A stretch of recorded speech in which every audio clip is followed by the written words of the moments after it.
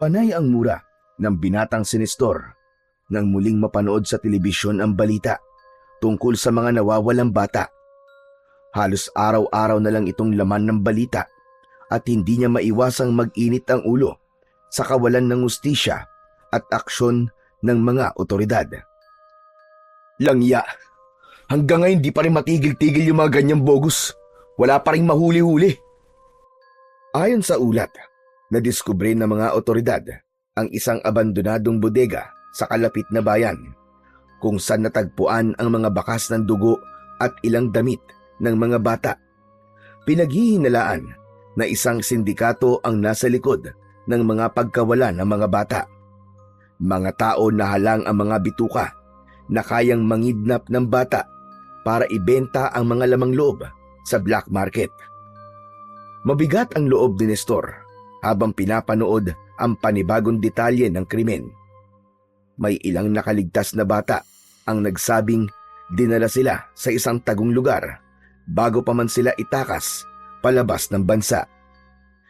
Pero ang mas nagpainit ng ulo niya ay nang maalala ang narinig niya mula sa mga kapitbahay niya na may isang balita na di lang sindikato ang may gawa.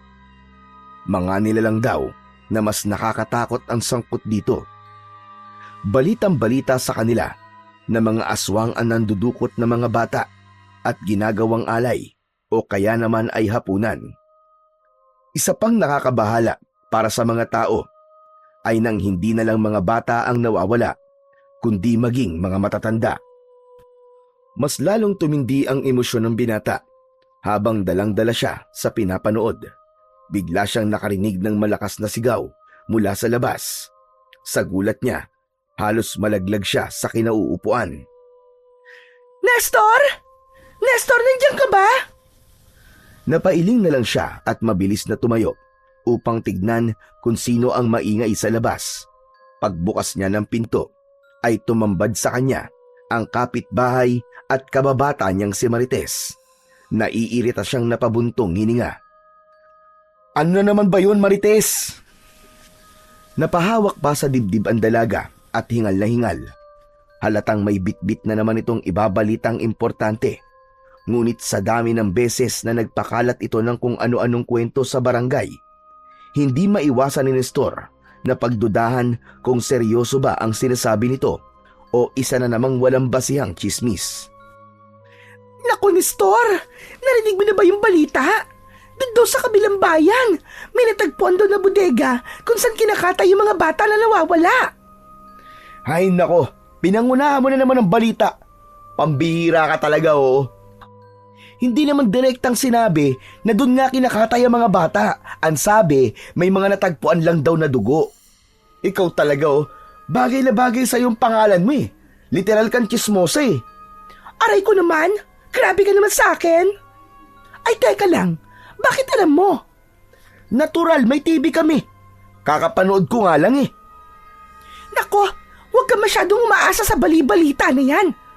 Mas maniwala ka sa kwento ng mga tao dito sa atin. Aba, kalat na kaya. Doon daw sa kabilang bayan, talagang aswang yung nangunguha. Sakay sila ng puting van. Talaga? Aba, sosyal naman pala yung mga aswang na yan, ano? May van na, may sarili pang bodega. Ayos din. Yan ka na naman eh. Namimiloso po ka na naman eh. Ikaw na nga ang binabalitaan dyan eh, ganyan ka pa. Eh kasi nga, alam ko na ang balitang yan eh. Hindi na bago yan. Alam mo, talagang sa panahon ngayon, talamak na ang krimen. Wala nang takot ang mga kriminal. Lagi na lang laman ng dyaryo. Social media at TV ang mga siraulo na yan. Sana nga mahuli na sila at mapuksa eh. Kawawa naman ang mga bata at taong nakikidnap nila.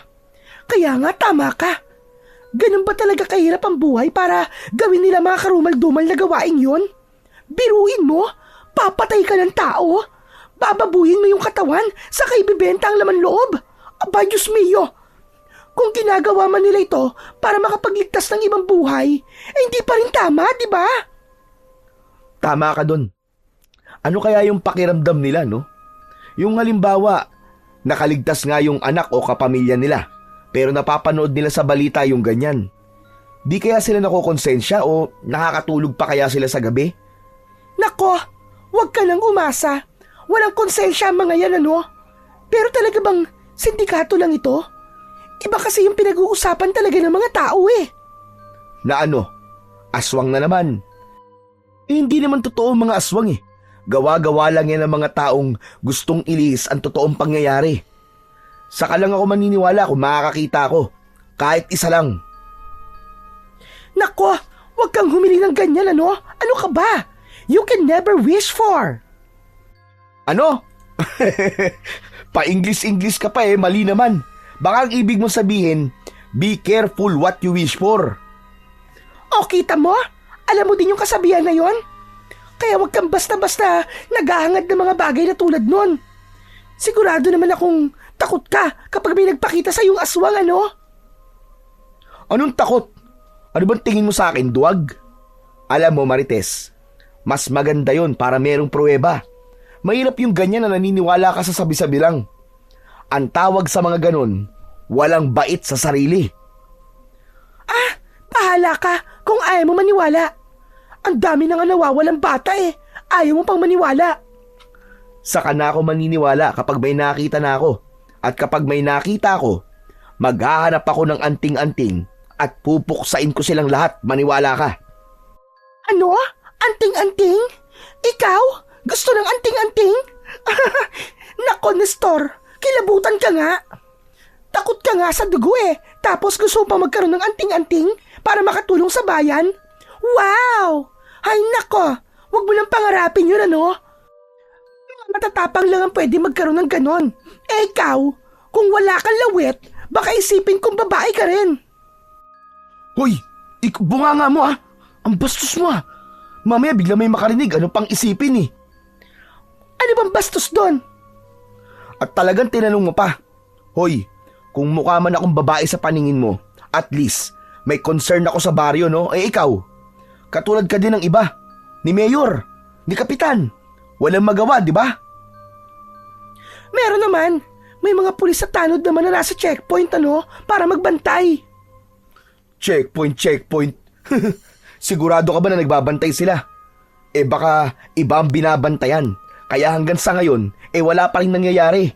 May mga nakikidnap pa rin. Aba, Nestor, wag mo namang minamaliit ang mga pulis sa tanod sa atin, ano? Hindi naman sila Diyos para malaman kagad kung sino may masamang balak. Ano pang silbi ng mga checkpoint nila kung hindi rin naman nauhuli yung mga kriminal? Araw-araw may nawawala, tapos ang ending, puro paghuhugas kamay lang. Ginagawa namin ang lahat ng aming makakaya, tapos wala namang nauhuli. Di ba? Nakakatawa na kaya? Alam mo, ikaw, Nestor, kung ganyan ka rin lang naman, bakit hindi ikaw gumawa ng aksyon? Kung gusto mong baguhin ang sistema, mag-volunteer ka kaya sa mga nagbabantay sa gabi. Yun na nga ang sinasabi ko eh. Pero Day, hindi ako bayani. Wala akong kapangyarihan, uy. Pero alam mo, Marites, kung pagkakalooban lang talaga ako ng kahit na isang anting-anting, ako na mismo ang uhuli sa mga sindikato na yan o mga aswang na sinasabi nyo. Eh di hilingin mo, malay mo bukas makalawa, may biglang kakatok dito sa pinto mo. Tapos, bibigyan ka ng anting-anting. Abay, solve na ang krimen. O diba, para ka na si Darna. Umuwi ka na nga. Wala kang kwentang kausap. Grabe ka naman makapagpalayas. Hay, pikon ka na yan. Alam mo naman pala eh. Sige na, umuwi ka na. O siya, uuwi na ako. Ay, teka lang. Kaya pala ako nagpunta dito para tanungin sa'yo kung meron ng pasok. Ilang araw na tayong di sinisipot ng advisor natin ah. Ano na kayang nangyari sa kanya? Ang lungkot pag walang pasok eh. Walang baon tapos di ko pa nakikita yung mga crush ko. Ikaw talaga di na kita maintindihan. Chismosa ka na, malandi ka pa. Hoy, grabe ka ha. Ang sabihin mo nagsiselos ka lang. Akala mo ba? Di ko alam na secret admirer kita. Pero sorry ka, hindi kita bet. Kilabutan ka nga sa mga sinasabi mo. Di tayo talo, no? Di rin kita bet. Kung gusto mong pumasok, di pumasok ka. Kaya nga tayo tinambakan ng maraming module, di ba? Kasi nga delikado. Sa bagay. Teka, may natapos ka na ba? Pakopya naman. Anong pakopya? Sa galing mong magmarites na yan, Di ka pa nakakasagot ng module? Ano kasi? Di ako nakapag-load ng wifi, kaya wala akong pang-research. Sige na pakopyahin mo na ako. Sagot ko na merienda mo mamaya. Anong merienda? Baseball tsaka kikiam, dun sa may food court dun sa plaza. May nagtitinda sa plaza? Ano ka ba? Natural. May mga nagtitinda na kasi malapit na ang fiesta. Di ka ba nakakagala dun? Hindi. Dito lang kasi ako sa bahay. Busy ako mag-ML. Kaya naman pala O ano? Peram na kasi nung natapos mo. Mamaya gagala tayo. Parang ang dami mong pera. Huwag ka ba ingay? Marami akong nakupit kay mama kanina Ay, ayoko nga. Pambihira. Galing pala sa nakawang ipanlilibre mo sa akin. Mamaya, sumakit pa ang tiyan ko yan Biro lang yon, ano ka ba? Nagtinda ako kanina ng kakanin, kaya may pera ako. Iniwan saglit ni Nestor ang kanyang kaibigan at nagmamadaling pumasok sa bahay upang kunin ang mga natapos na niyang module. Matapos ang ilang sandali, bumalik siya kay Marites at iniabot ang mga papel. O hayan na mga kailangan mo. Pero wag mong kokopyahin lahat ha. Baka mamaya pati pangalan ko kopyahin mo. Mahahalata tayo ni ma'am. Wala po. Anong tingin mo sa akin, syunga-syunga? Sipag-sipagan mo din kasi ang pag-aaral. Hindi ako palagi nandito para sa'yo. Ay, ang sweet naman talaga ng best friend ko. O siya, alis na ako ha. Salamat. Salamat? Anong salamat? May bayad yan, uy. Mamayang hapon ha. Huwag mong kalimutan yung merienda ko. Oo na, gala tayo mamaya. Bye! Umalis na ang dalaga. Napapailing na lang na tinanaw siya ni Nestor. Nang tuluyan na itong mawala sa kanyang paningin, bumalik siya sa loob ng bahay at ipinagpatuloy ang kanyang panonood. Si Nestor at Marites ay matagal nang magkaibigan. Sila ay magkababata mula pa noong maliliit pa sila. Palagi silang magkasama at naglalaro. Pareho silang makulit at masiyahin. Punong-puno ng enerhiya, kaya hindi kataka-taka na magkasundo silang dalawa. Saan man naroon si Marites, naroon din si Nestor. Magkaklase na rin sila mula pa nung elementarya hanggang sa high school. Samantala si Nestor, nang magdalaga na ang kaibigan, ay nagkaroon ng lihim na pagtingin sa kanyang kababata. Itinago niya ito sa loob ng maraming taon dahil sa takot na baka layuan siya ng babae at masira ang kanilang pagkakaibigan. Walang kaide-ideya ang dalaga na ang binibiro nitong may crush sa kanya ay may matagal nang nararamdaman para sa kanya. Mabilis na lumipas ang oras. Nang tignan ni Nestor ang kanyang relo, napakunot ang kanyang noo. 5:00 na, pero hindi pa rin bumabalik ang babae. Sabi ko na nga mangi-Indian pa yata ang babaeng yun Pambihira naman oo. Talagang hindi mapagkakatiwalaan Gutom na ako. Habang hinihintay niya ang dalaga, naisipan niya munang magsaing. Wala pa din kasi ang kanyang ina. Hindi pa ito dumarating galing sa trabaho. Nang mainin na ang kanin at wala pa rin ang kaibigan, naisipan niyang marahil ay di na sila tuloy. Pero maya-maya, bago niya isara ang pinto at mga bintana sa bahay nila, ay nakita niyang humahangos si Marites. Sandali lang. Nakakapagod tumakbo. Hingal na hingal ka. Sino ba kasi may sabi na tumakbo ka? Itsura mo, tignan mo nga. Mukha kang pinagsamantala ng 10 demonyo. Hoy! Don't say bad words Masama yan. Saan ka ba galing? Kanina pa ako antay ng antay dito Gabi na. Saan ka lang darating? Gabi naman to. Makagabi ka naman dyan. Ayan pa lang ang araw Di pa lumulubog. Hapon pa lang, ano ka ba? Kanina pa nga ako mukhang tanga na naghihintay dito Ang tagal-tagal mo. Talaga? Hinihintay mo ko? Siguro miss mo ko, no? Mismo mukha mo. Ang dami mo kasing arte. Bago pa makasagot si Marites, biglang may narinig silang tahol mula sa likuran niya.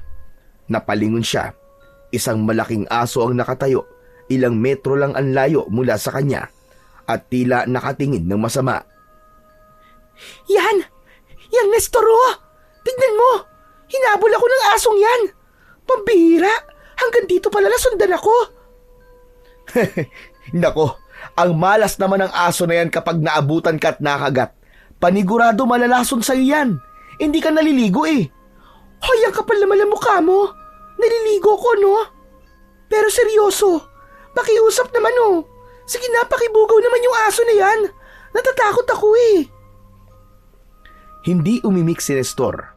Bagkos ay tinitigan lang nito ang aso na nasa kanilang harapan. Nestor, ano ba? Wala ka ba lang gagawin? Tutunganga ka lang ba dyan? Tutulungan mo ba ako, ano?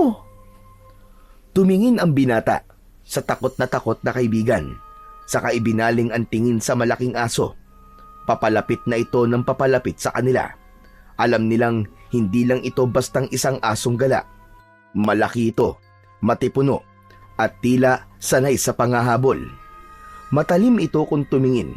Maya-maya, bigla itong umangil at tinahulan silang dalawa. Iniangat ng binata ang kanyang kamay at pumalakpak ng malakas. Sandaling kinuha niya ang atensyon ng aso. Shoo! Shoo, alis! Wag! Wag mong gulatin! At baka lalong magalit! Dumakot ng lupa si Nestor. Ibinato ito sa aso. Hangad niyang gulatin ito, pero hindi ito natinag. Sa halip, lalo pa nitong itinaas ang mga tenga at ipinagpatuloy ang pagkahol. Napakubli ang babae sa likod ng kaibigan. Namulot ng kahoy si Nestor, pero naghintay muna ng ilan sandali. Asong ulol yata yan eh! Naku po, Nestor! Anong gagawin natin? Dahan-dahang itinaas ng lalaki ang hawak niyang kahoy. Sinundan ito ng tingin ng aso. Malakas niya itong inihagis. Sa isang iglap, tumakbo ito palayo. Sinundan ang kahoy. Napahinga ng maluwag si Marites. Halos napaluhod sa sobrang pagod at kaba. Ay, akala ko talaga katapusan ko na. Kau naman, nerbiyoso ka naman masyado. Buti na lang at matalino ko. Matalino? Mukha mo. O ano, tara na, gala na tayo.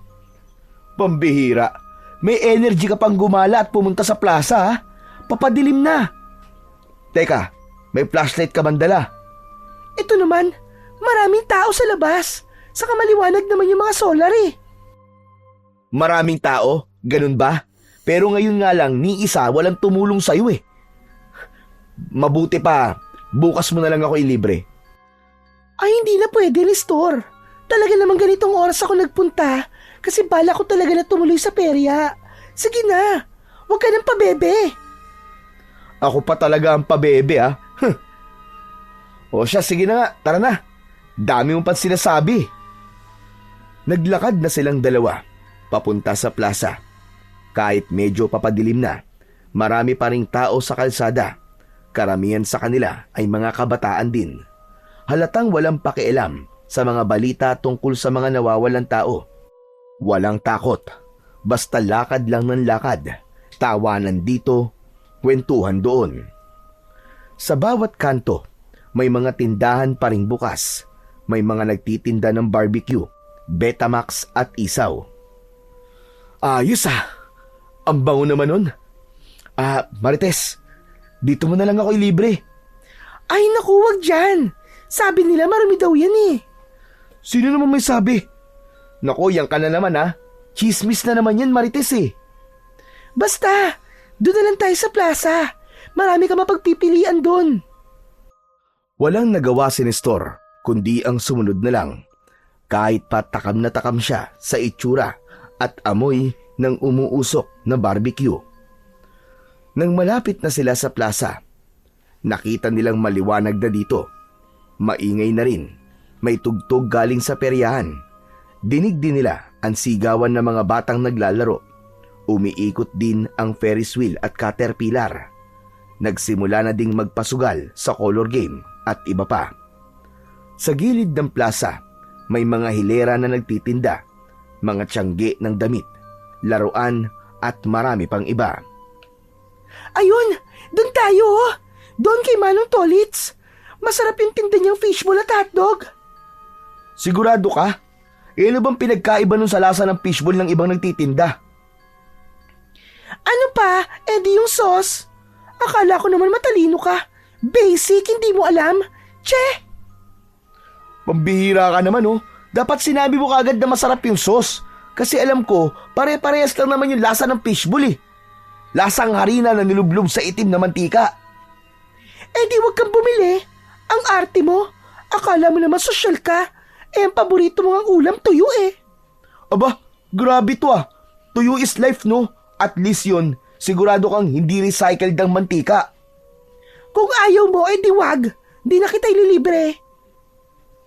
Dahil sa sinabing yun ni Marites, agad na kumuha ng disposable cup si Nestor at pinuno ito ng sari-sari, fishball, kwek-kwek at pritong isaw.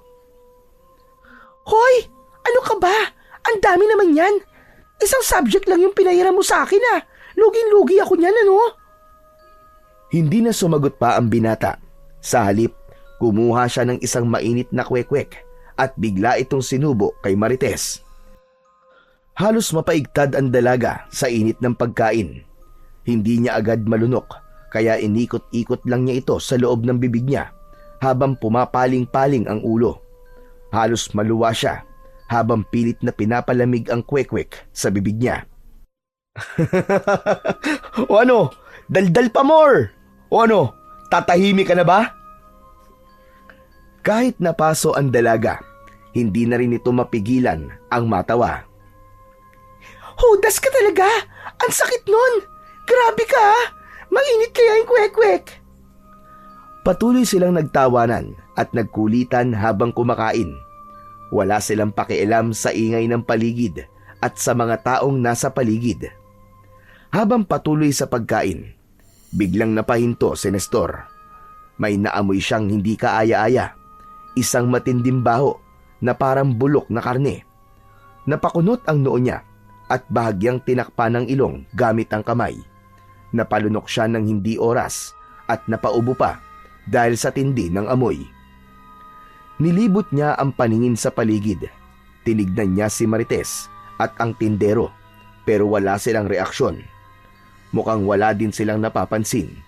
Tila siya lang ang nakakaamoy ng hindi kanais-nais na singaw sa hangin. Oh, Nestor, bakit? Anong problema? Marites, wala ka bang naaamoy? Ang baho ah. Ha? Mabaho? Wala naman ako naaamoy ah. Wala? Sa laki ng ilong mo na yan, wala ka naaamoy na mabaho? Parang bulok na karne, amuin mo. Narinig ito ng tindero at napatingin sa kanila. Halatang nag-alala. Napakunot ang noo nito. Inalala na ang paninda nito ang tinutukoy ng binata.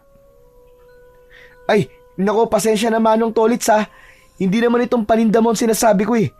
May naamoy po kasi ako mabaho kanina. Siguro, ito tong kasama ko. Baka umutot.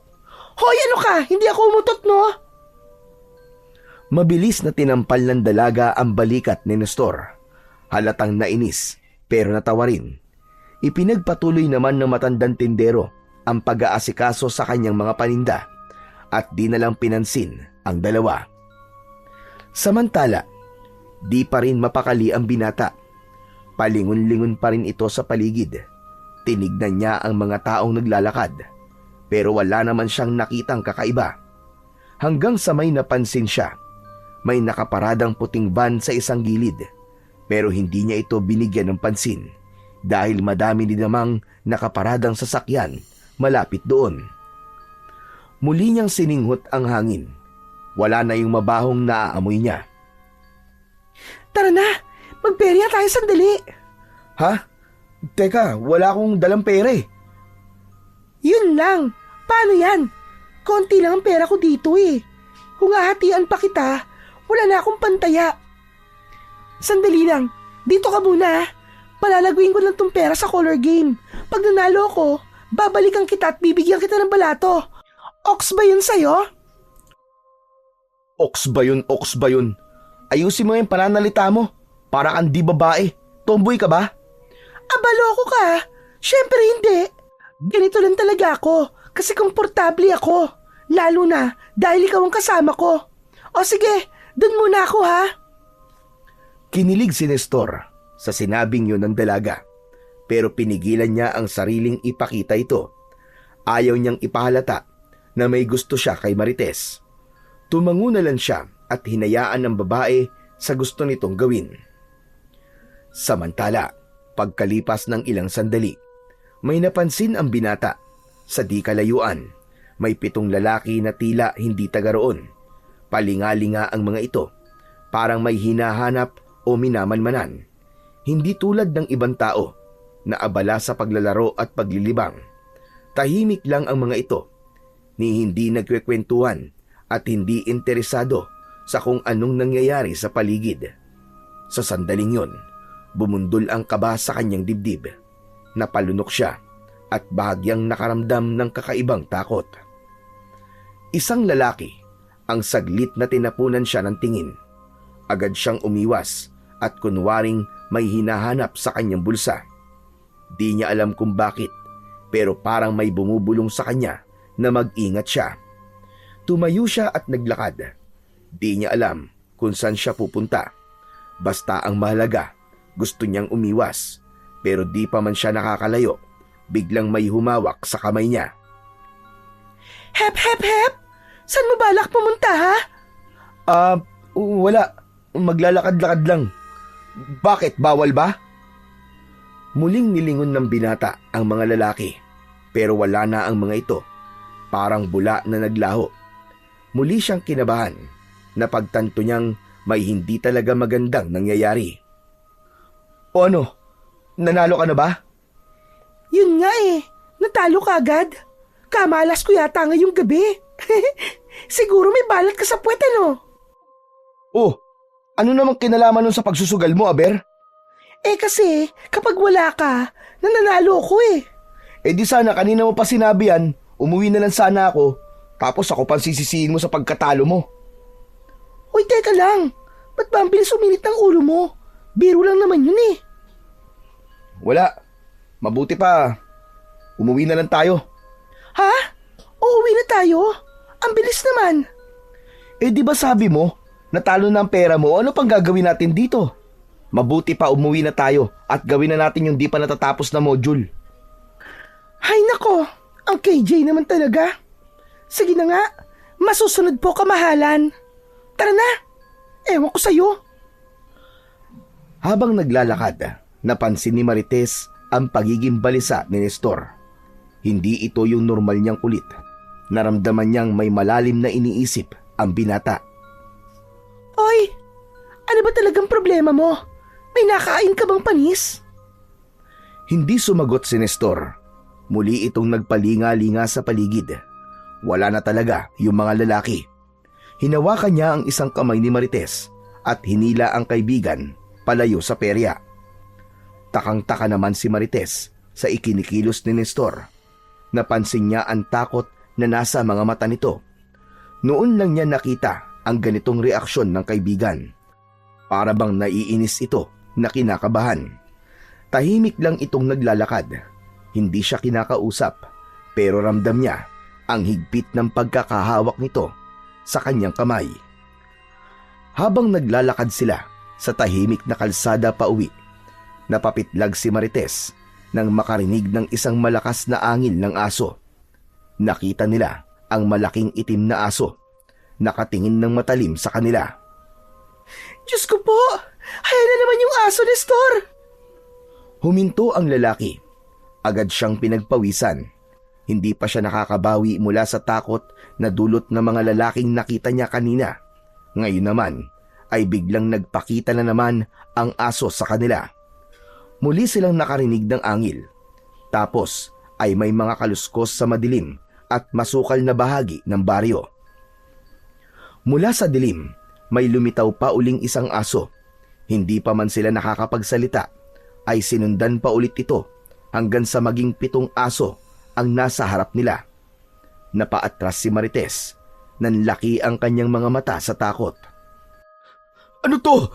Bakit tayo kinukuyog ng mga aso? Tignan mo, Nestor. Parang hindi sila karaniwang aso. Tignan mo.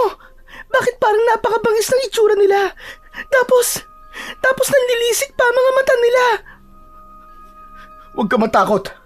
Pero, takbo, Marites! Nagulantang ang dalaga nang marinig ang malakas na sigaw ng kaibigan. Wala na siyang nagawa kundi ang tumakbo din. Halos di siya makahinga sa bilis ng kanilang pagtakbo. Sa kanilang likuran, naririnig nila ang mabibigat at mabibilis ding pagtakbo ng mga asong humahabol sa kanila. Diyos ko! Diyos ko! Nagtatatakbo sila, pero laking pagtataka naman ni Nestor na tila maski isang tao ay wala silang makita sa kalsada o sa mga kabahayan. Dahil sa takot at pagkalito, kung saan-saan na sila sumusuot. Hanggang sa natauhan si Nestor, hindi niya nakilala ang daang tinatahak nila. Sandali! Sandali lang, Marites! Wala na sila! Ano? Aba, oo nga no! Wala na yung mga aso na humahabol sa atin! Naligaw ba natin sila? Hindi. Mukhang tayo ang naligaw, Marites. Ano? Paano nangyari yun? Tignan mo ang paligid. Nasa paanan na tayo ng bundok. Gubat na yan sa tabi ng kalsada. Hala, bakit nandito tayo? Alam mo bang kwento sa akin ng lola ko na may mga engkanto dito? Pambihira naman to. Huwag kang manakot. Iwan kita dito eh. Patuloy silang naglakad, pabalik sana sa baryo. Pero bigla silang parang nabulag ng isang nakakasilaw na liwanag ang sumambulat sa harapan nila. Pagkatapos, naramdaman ng dalawa ang biglang pag-ikot ng paligid. Nakasubsob pa ang dalaga sa lupa. Nang humupa ang liwanag, napansin nila na nasa loob na sila ng gubat. Ano to? Ito na nga ba at sinasabi ko eh. Mukhang pinaglalaruan na tayo ng mga engkanto. Ano bang engkantong pinagsasabi mo? Sinabi ng manahimik ka na muna dyan eh. Nag-iisip ako. Halika na nga. Mabuti pa maglakad-lakad na lang tayo at lumabas ng gubat na to. Baka mamaya, bumalik pa yung mga aso at lapain tayo eh. Nestor, natatakot na talaga ako. Patuloy silang sumuot sa mga makikitid na daan sa pagitan ng mga puno at matataas na damo. Ngunit ilang sandali ang nakalipas. Napahinto si Nestor. Napansin niyang pabalik-balik lang sila sa parehong lugar. Nagkatinginan ang dalawa. Kapwa hindi alam kung ano ang gagawin. Nanginginig na si Marites sa takot at pagod. Sa malayo, may naririnig silang mga kaluskos, pero alam nilang hindi yun aso. Huwag kang maingay, Marites. Tumango ang dalaga. May nakita silang tila ilaw na nanggagaling sa flashlight. Pero dahil alam na nilang tao ito, dahan-dahan nilang sinundan. Sino kayo? Ba't niyo ako sinusundan? Nagulat si Nestor. Hindi niya akalain na naramdaman na sila ng lalaki. Nang humarap ito sa kanila, ay kagad niyang nakilala ang matanda. Si Mang Tolits yun, ang tindero ng fishball sa plaza. Mang Tolits, ano pong ginagawa niyo dito sa gubat? Teka muna, namumukhaan kita. Kayo dapat ang tanungin ko. Anong ginagawa niyo dito sa liblib na bahagi ng baryo? Huwag niyo sabihin, nako, kayo talaga mga kabataan kayo. Masyado kayo mapupusok. Nako, Mang Tolits ha, huwag kayo mag-isip na masama sa amin. Di po kami ganon. Narinig nila ang marahang pagtawa ng matanda. Ngunit imbis na pangkaraniwang tawa na nagbibiro, may kakaibang bigat ito, parang may bide ng pananakot. Kung ganon, bakit kayo nandito? Naligaw po kami, Manong eh. May mga aso po kaming iniiwasan at tinakbuhan. Tapos, bigla po nagkaroon ng liwanag. Dinala po kami dito ng liwanag. Aso? Hinahabol kayo ng mga aso? Opo, mga malalaking aso at saka... Sigurado ba kayong aso lang ang mga yon? O baka hindi lang basta aso ang humahabol sa inyo? Mang Tolits, may alam po ba kayo sa nangyari sa amin? Wala akong kinalaman doon. Pero yung mga aso, nakita ko na rin sila. Malalaki sila at may mapupulang mga mata. Nestor, gusto ko nang umuwi. Hindi ganun kadali yun, Iha. Ano pong ibig niyo sabihin, Mang Tolits? Bumuntong hininga ang matanda bago lumapit sa dalawa. Sa malapitan, nakita nila ang malungkot nitong anyo.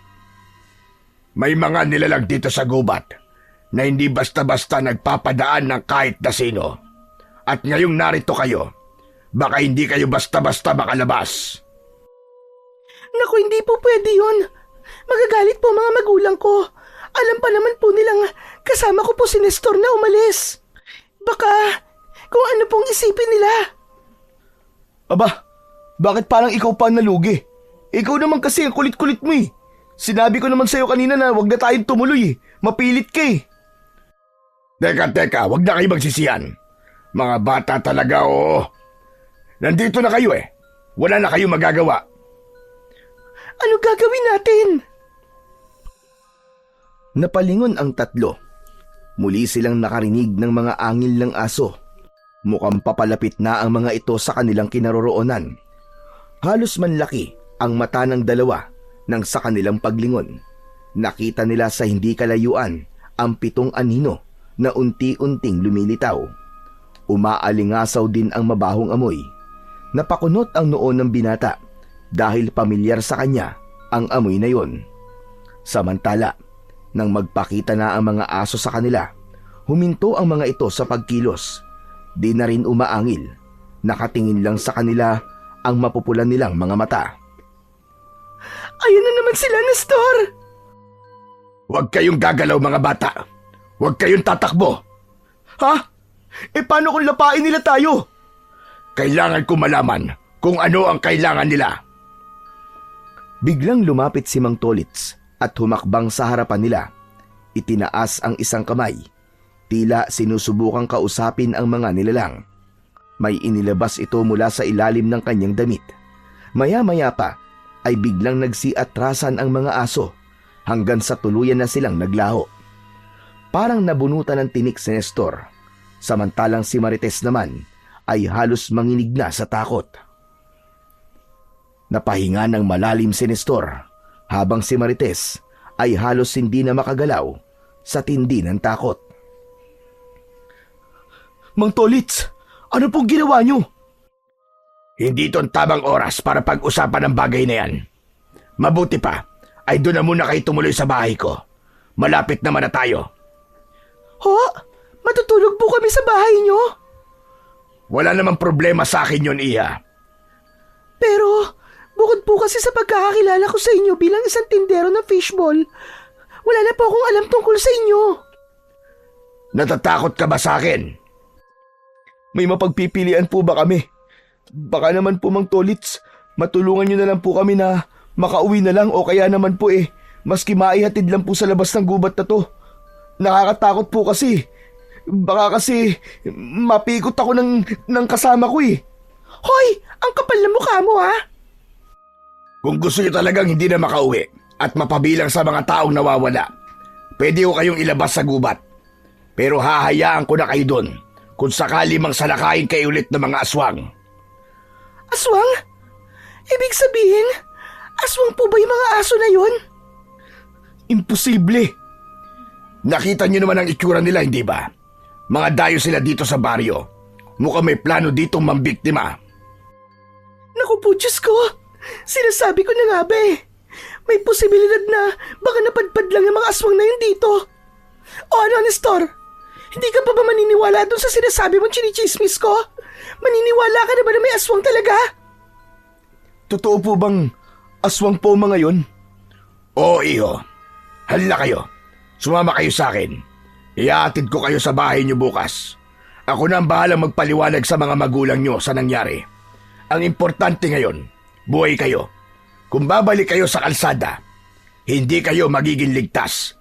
Maniwala kayo sa akin. Nagkatinginan ang dalawa.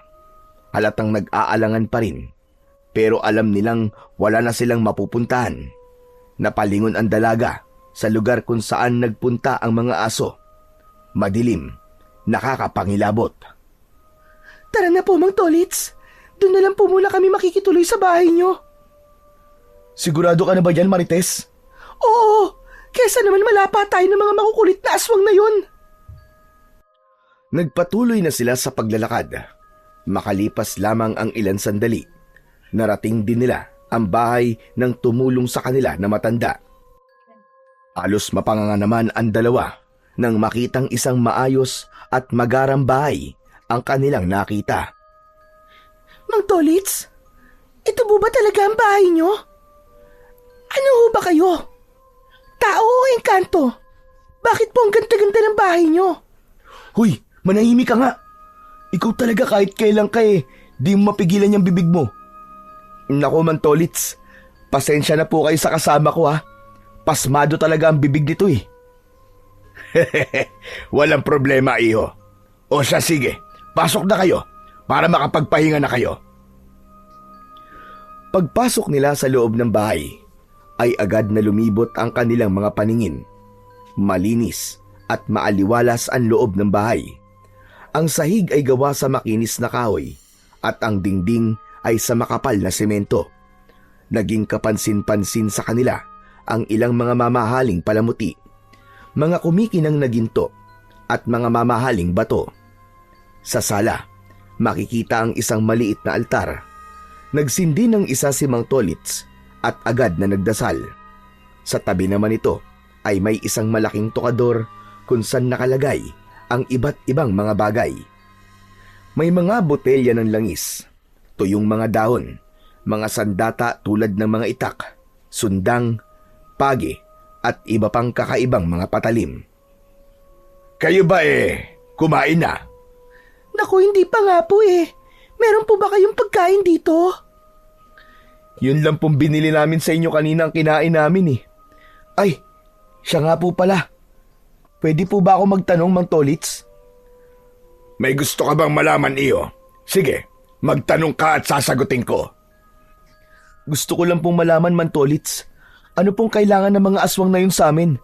Saka, paano po kayo nakapagpatayo ng magandang bahay dito?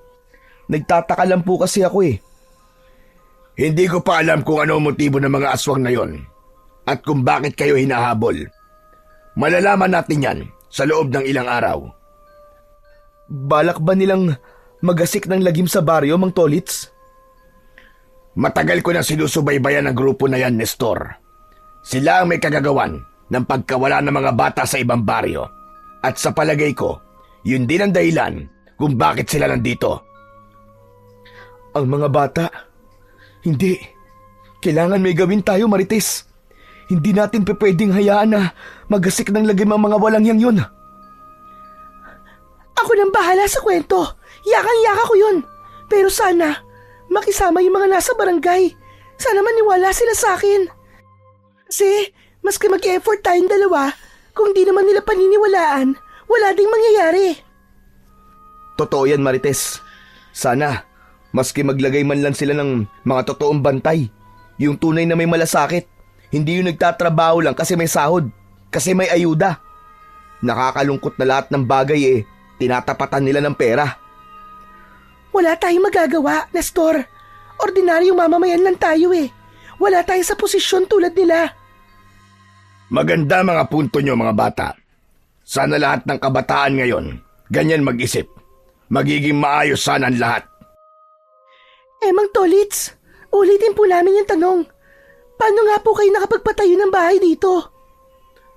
Matagal na ako nakatira dito, Iya. Ang bahay na to, regalo sa akin ng isang engkanto. Ano ho? Engkanto? Tama ka na narinig, Iya. Matagal ako nagserbisyo bilang alagad nila. Tagapagpalaganap ng balanse sa pagitan ng mundo ng tao at mundo ng mga hindi natin nakikita. Ano pong ibig niyong sabihin, Mang Tolits? Hindi lahat ng engkanto ay masama, pero hindi rin lahat ay mabuti. May ilan sa kanila na nais lamang mamuhay ng tahimik, malayo sa kaguluhan ng mundo ng tao. Pero may iba rin na hindi natutuwa sa kung paano binabago ng tao ang kalikasan, kung paano ginugulo ang kanilang tahanan. Ako ang nagsisilbing tagapamagitan, tagapagsalita para sa kanila. Kaya pala. Kaya pala kakaiba ang bahay nyo.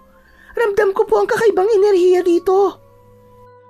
Biglang lumakas ang sindi ng isang kandila sa altar. Dahilan upang mapatili si Marites. Napatayo naman si Nestor at napaatras. Samantalang si Mang Tolits ay nanatiling kalmado. Nakatingin lang sa nagliliyab na mitya. Mukhang hindi yata kayo nagustuhan ng ilan sa kanila. Ha? Ano pong ibig niyo sabihin? Hindi pa ako sigurado, pero isa lang ang alam ko. Tadhana ang nagdala sa inyo rito. Nagkatinginan sina Marites at Nestor. Ang kaninang takot nila sa mga asong humabol sa kanila ay napalitan ng mas matinding pangamba. Ano po, Mang Tolits? Tadhana? Minsan, may mga bagay na nangyayari, hindi dahil aksidente lang. May dahilan kung bakit kayo napunta sa lugar na ito. Kung bakit naligaw kayo rito. At sigurado ako, hindi ito basta pagkakataon lang. Ha? Teka, Mang Tolits, wala yata akong maintindihan. Intindihin natin. Diyan lang kayong dalawa at aalamin ko kung ano ang ibig nilang sabihin. Sa labas ng bahay, umihip ang malakas na hangin. Kasabay nito, may narinig silang malakas na alulong. Tumayo si Mang Tolits at lumapit sa altar. Maya-maya, nagsasalita na ito at parang may kausap na hindi nila nakikita. Nestor, sabihin mo nga, ligtas ba talaga tayo dito? Shh! Yung bunganga mo, baka mamaya marinig ka niya. Huwag ka na nga munang magpaka-judgmental. Matuto ka rin magtiwala, maski paminsan-minsan lang. Pambihira tong babaeng to. Ang weird kasi. Tignan mo siya, oh. Nagsasalita mag-isa. Di kaya pinagtitripan lang tayo na matandang yan. Akala ko ba ikaw ang naniniwala sa mga ganitong kababalaghan, ha? Bakit ngayong nakikita mo na, ayaw mo pang paniwalaan? Ewan ko. Basta ang weird. Oh, tignan mo. Ang dami niyang ginto at mga bato. Sa palagay mo ba, kikitain niya yan sa pagtitinda lang niya? Sa palagay ko, ginagamit lang niyang pangbalat kayo yung pagtitinda niya para malaya siya makapagmasid sa paligid niya at di siya mapansin ng mga kaaway niya. Sa palagay mo, yun talaga ang dahilan? Oo, sa palagay ko. Yung 7 aswang ang target niya. Sana nga tama ka. Sana nga, totoong bayani ang taong yan.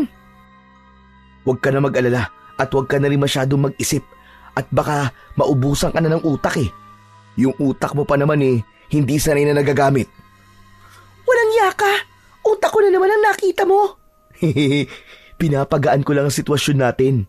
Ikaw naman kasi, huwag ka na nga masyadong mag-alala. Oo na. Ilang sandali pa ang nakalipas. Natapos na din ang matanda sa pakikipag-usap. Agad itong naglakad papalapit sa kanila. Nakapaskil sa bibig nito ang isang matamis na ngiti. Biglang nabuhayan ang dalaga nang makita yon. Pakiramdam niya ay may magandang balitang dala si Mang Tolits. Alam ko na kung bakit kayo napunta dito. Napunta po kami dito kasi naligaw po kami dahil sa mga aswang na umahabol sa amin. Hindi. Mali, iha. Nandito kayo kasi may gumabay sa inyo para dalihin kayo rito. Napakunot noo si Marites. Napatingin siya kay Nestor na halatang naguguluhan din. Ha? Ano pong ibig niyo sabihin? Hindi aksidente ang pagdating nyo dito. Matagal ko nang hinihintay ang araw na ito. Mang Tolits, hindi ko po maintindihan eh. Ano pong ibig niyo sabihin? Bakit hindi niyo pa po kami diretsuhin? Ang daming paligoy-ligoy eh. Mundo ng mga nilalang na hindi dapat gumagala sa kung saan-saan. Ang mga aswang na humabol sa inyo, hindi sila ordinaryong aswang. May isang nilalang na mas makapangyarihan ang nagpakawala sa kanila para hulihin kayo. Ha? Hulihin kami? Bakit naman? Sabi ng engkanto sa akin, Kayong dalawa ang magiging tagapagmana ko. Ho? Ano pong tagapagmana? Kayo na ang papalit sa trabaho ko. Magriretiro na ako mga bata. Ang sabi ng gabay, kayo ang nakatadhana bilang maging tagapamagitan at lalaban sa kampo ng kasamaan. Kayo ang magliligtas sa inyong baryo. Alam mo, mukhang tama nga si Marites. Mukhang pinagtitripan niyo ho kami. Hindi. Ang totoo niyan, matanda na ako. Di na ako kasing galing ng dati. Marami nang nagbago. Kaya nga hanggang sa pagmamasid na lang ako. Sinusukat ko ang kakayahan ng mga aswang na yon at ng leader nila. Kung kaya ko, magagawa ko ang tungkulin ko. Pero masyado silang malakas. Hindi ko sila kaya. Kung totoo man po yung sinasabi nyo, sa tingin nyo naman po kaya namin ni Marites. Nagpapatawa po ba kayo? Aba, mga estudyante lang po kami, mga bata lang kami. Ano naman po ang kaya namin gawin? Nakakatakot po mga aswang na yun. Imposibleng matalo namin sila. Imposibleng maging bayani kami ng baryo. Kaya nyo. Gagabayan kayo, mga anak. Dahan-dahang hinubad ng matanda ang suot niyang kwintas. Nakapalamuti rito ang isang piraso pero maliit na ulo ng bawang. Heto, kunin mo ito, Nestor. Po, aanin ko naman po itong bawang. Marami po kami sa bahay nito eh. Basta, kunin mo ito at ingatan mo. Hindi ito basta bawang lang, iyo. Mutya ito ng bawang. Ho? Mutya ng bawang? Anak nang, paano naman po naging mutya yan? Ang dami-dami sa nagtitinda ng mani niyan eh. Nung binata pa ako, sa bawang umiikot ang buhay ko. Pagsasaka ang trabaho ko. Araw-araw ako nasa bukid. Isang araw, habang naghuhukay ako, may nakuha akong kakaiba. Isang maliit na ulo ng bawang na matigas. Parang bato. Pero ang pinaka nakakagulat, kumikislap ito pag natatamaan ng sikat ng araw. Talaga po?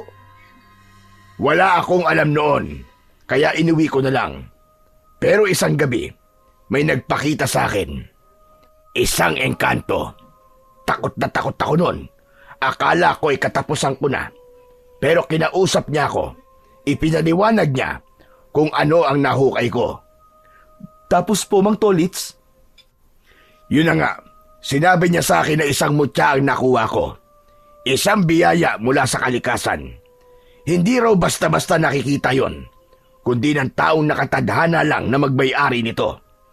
Binasbasan daw nila ito ng kapangyarihan at ako ang napili nila para mag-ingat nito.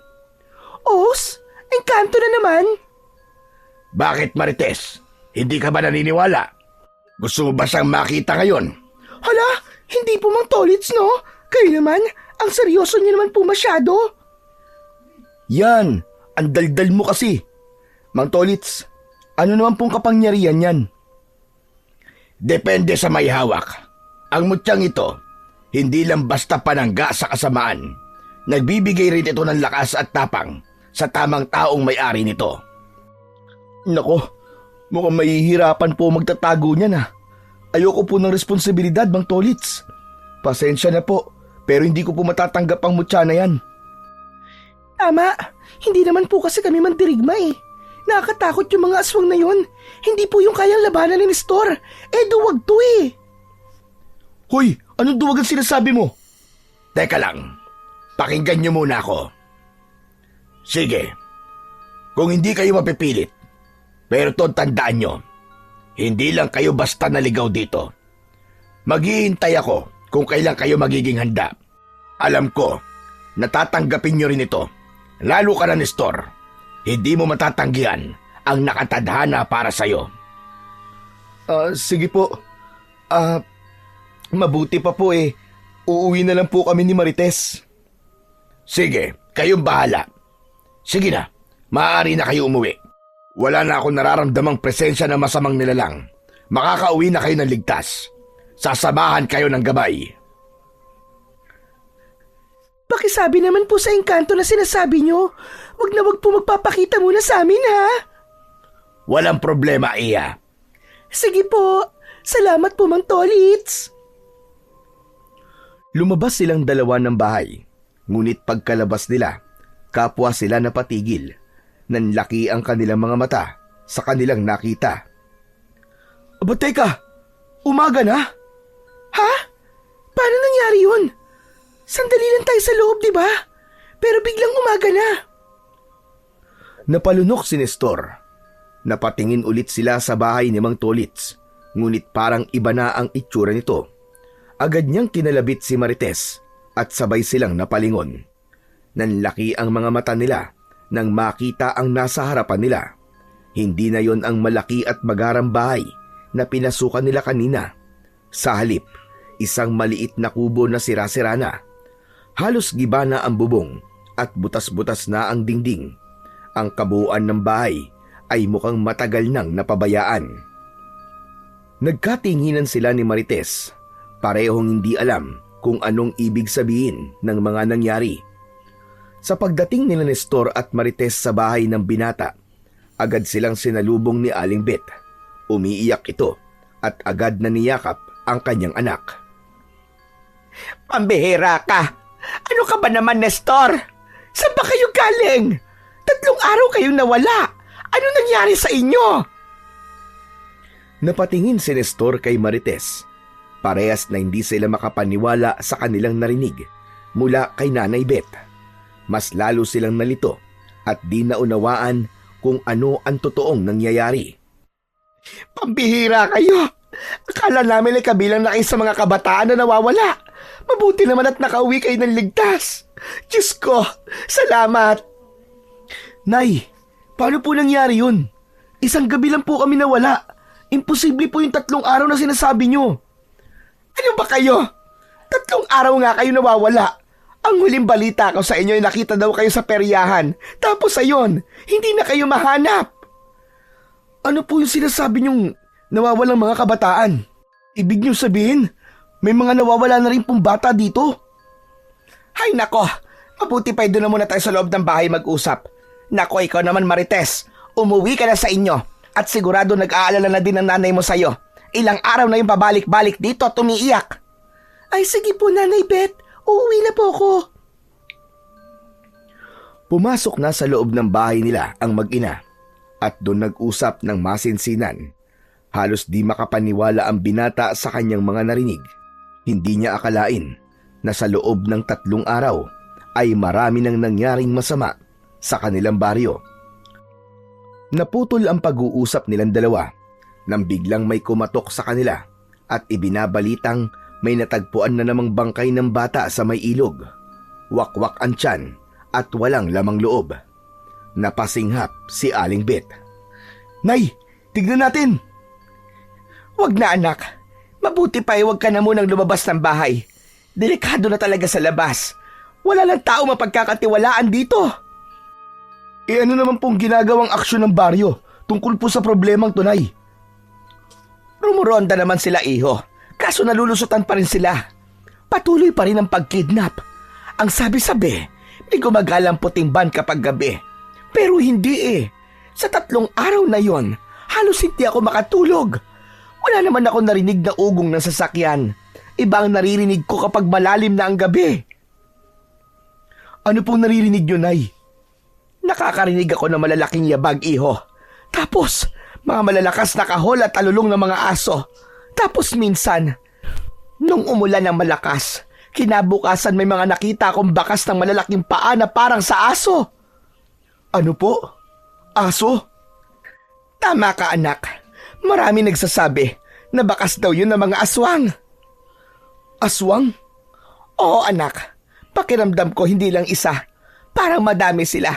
Hindi ko lang magawang sumilip kasi natatakot ako Pero sa loob ng 3 araw, may pakiramdam ako na nagbabantay sila dito sa bahay. Hindi ko lang alam kung bakit. Hindi. Kung ganun, ay totoo nga ang sinasabi ni Mang Tolits sa amin. Ano ka mo? Tolits? At sino naman ang tinutukoy mo? Nay, nung pauwi po kasi kami ni Marites, may humabol po sa amin 7 mga dambuhalang aso. Tumakbo po kami, tapos napadpad po kami sa gubat. Si Mang Tolits po. Siya po ang tumulong sa amin. Paano kayo tinulungan ng tao na yon? Hindi ko na po alam kung totoong tao yun o engkanto eh. Anong ibig mo sabihin, anak? Basta Nay, ang dami po nangyari. Nalilito po ako eh. Hindi ko po maintindihan. Ay nako, mukhang pagod ka na. Ang mabuti pa ay magpahinga ka na muna. Sigurado ako madami kayong pinagdaanan ni Marites. Lalabas na muna ako ha. Makikibalita lamang ako sa labas. Sige po, Nay. Pagkalabas ni Aling Bet, tumayo si Nestor at dahan-dahang sinundan ang kanyang ina.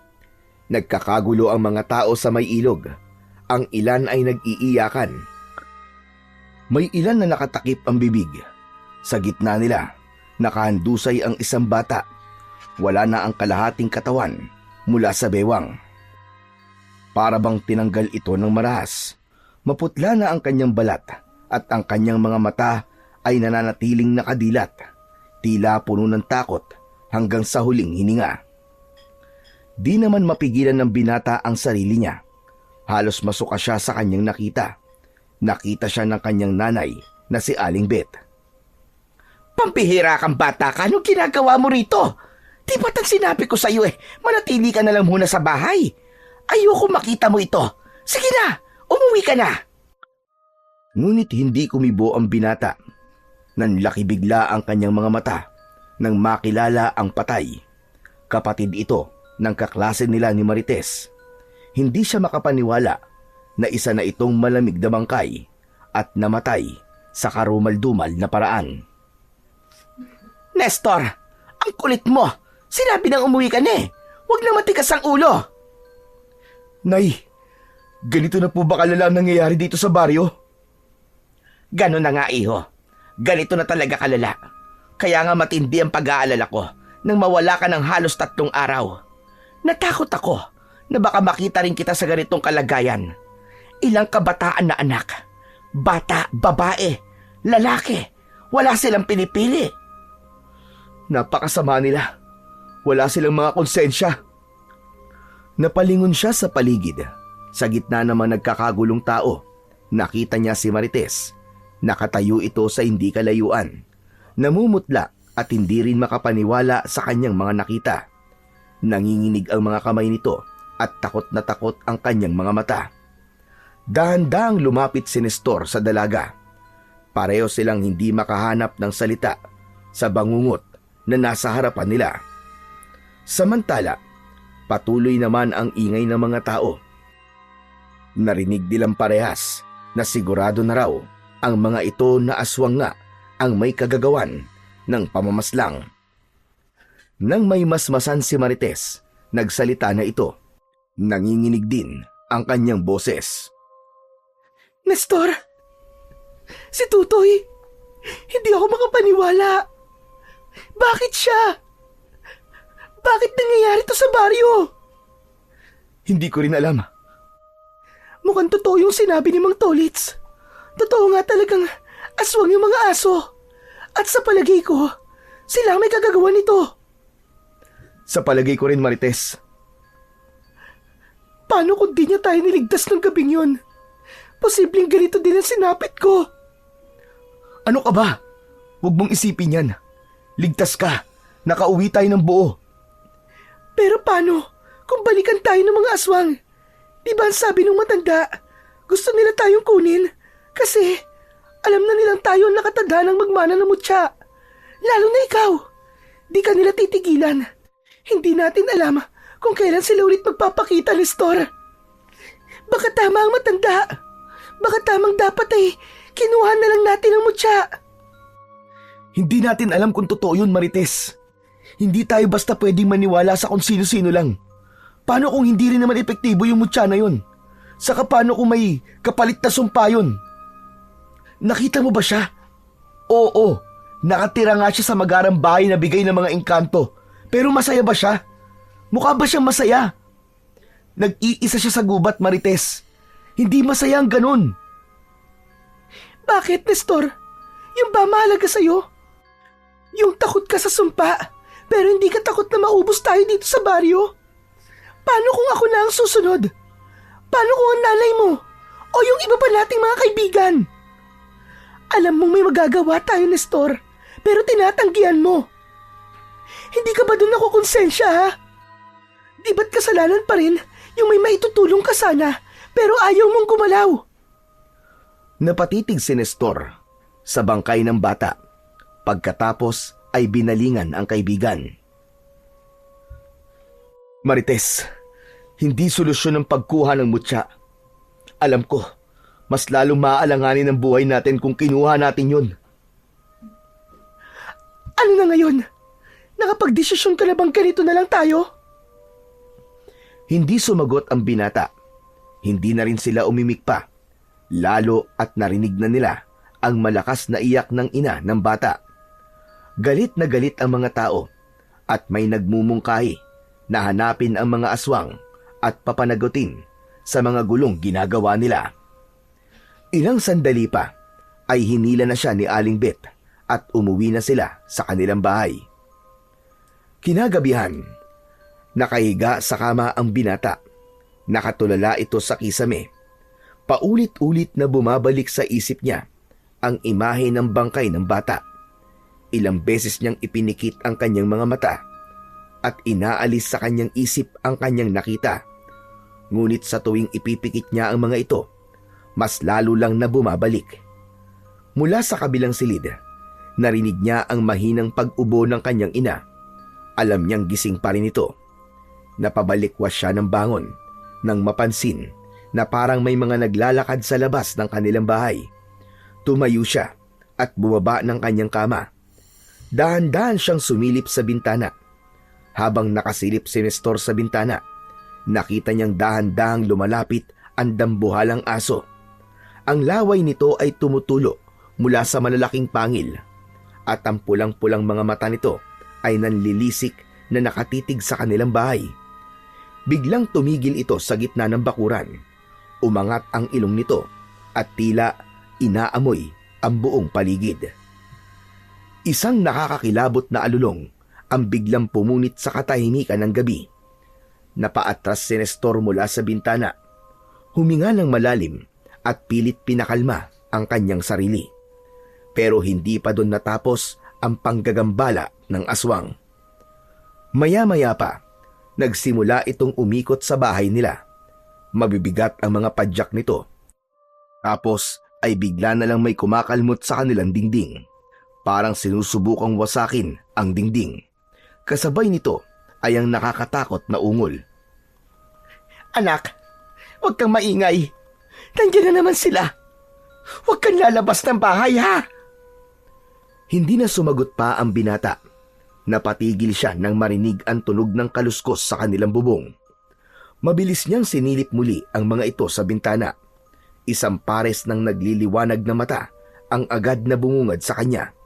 Nakatayo ito sa harap ng bintana. Agad siyang napasigaw ng malakas. Nay! Nay, may aswang! May aswang! Pumasok si Aling Bet sa kwarto ng anak. May hawak itong itak sa kanyang kamay. Huwag kang matakot, Nestor. Aalis din ang mga yan mamaya. Basta tuwag ka lang masyadong maingay. Anong gagawin natin? Basta huminahon ka lang. Akong bahala sa'yo, anak. Kung nandito lang sana ang tatay mo. Sana hindi natin nararanasan ang ganito. Ang tatay? Bakit ano po ba ang tatay? Ang tatay mo ay isang antingero nung araw. Kaso bigla na lang siyang nawala. Hindi ko na makita. Hindi ko na alam kung ano nangyari sa kanya. Isa pong antingero ang tatay? Tama ka, anak. Pumapatay siya ng mga aswang noon. Siya yung tipo ng tao na hindi natatakot kahit nasa panganib. Katulad ni Mang Tolits. Nay, kinakatakutan din siya ng mga aswang nakita ko. Nang lapitan siya ng mga aswang, tumakbo mga yon. Baka matulungan niya tayo. Sige, iho. Subukan mo lumapit sa kanya at tumingi ng tulong. Kasi mukhang hindi talaga titigil ang mga aswang na ito. Ilang gabi na akong puyat. Pang-apat na gabi na ngayon. At hindi ko alam kung may plano pa ba silang tumigil. Hayaan niyo po. Susubukan ko po siyang hanapin bukas. Ikaw ang bahala, anak. Basta't mag-iingat ka lamang. Muli nilang narinig ang sunod-sunod na alulong ng mga aso. Maya-maya pa ay may nakita siyang parang malakas na ilaw sa labas ng kanilang bahay. Sisilipin niya sana yon, pero pinipigilan siya ng kanyang nanay. Siya man ay nag-aalangan din dahil baka naroon pa rin sa labas ng bintana ang aswang at nag-aabang. Tumahimik silang parehas, pero kasunod nun ay natigilan si Nestor nang makarinig ng isang pamilyar na tinig. Umalingaw-ngaw ang malakas na sigaw ng isang babae. Nay! Si Marites yun! Nanlaki ang mga mata ni Aling Beth nang mapagtanto ang naging reaksyon ng binata. Natakot siya sa gustong gawin ng anak. Wag anak! Nakikiusap ako! Huwag mong gawin kung ano nasa isip mo! Nay! Hindi ko po pwedeng pabayaan si Marites! Kailangan ko siyang tulungan! Hindi mo sila kaya, anak! Baka mapatay ka nila! Ayoko mangyari yon! Nakikiusap ako, anak! Huwag na! Huwag kang lalabas! Hindi, Nay! Paano naman po si Marites? Nay, masasaktan po ako kapag may masamang nangyari sa kaibigan ko. Kasunod ng malakas na sigaw ni Marites, ay narinig nilang may mga sumisigaw na tao at tunog ng nagtatakbuhan. Anak, sigurado kong yung mga tanod na yon, malamang ay sinusundan na nila si Marites. Hayaan mo na lang silang umayos nito, anak.